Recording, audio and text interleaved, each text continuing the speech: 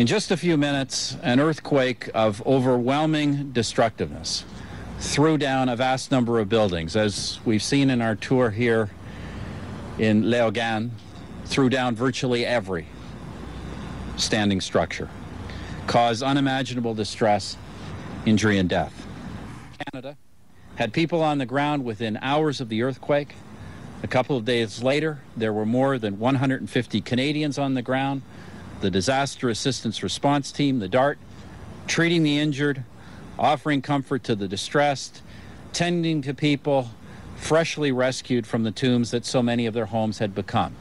And we've seen on our tour today all facets of that operation. Now, more than 2,000 Canadians are on the ground and off the coast and exceeding all reasonable expectations in the struggle to ease the anguish of the survivors, and doing it in conditions of great personal hardship.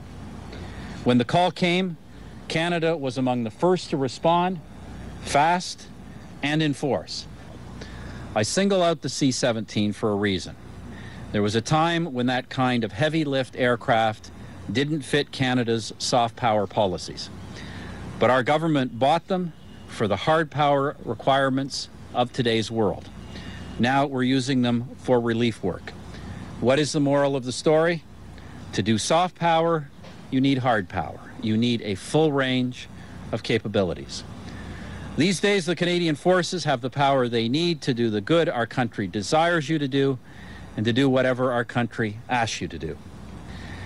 But ladies and gentlemen, in the end, it is your service to our country, fearless in war, compassionate in disaster, that says so much about Canada.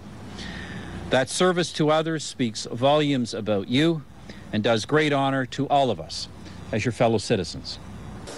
Every time Mr. Harper gets in within a mile of Canadian military equipment, he takes a swipe at the Liberal Party. It's like Pavlov's dog. You know, he can't help himself. Last time he was on a destroyer, and he did the same thing.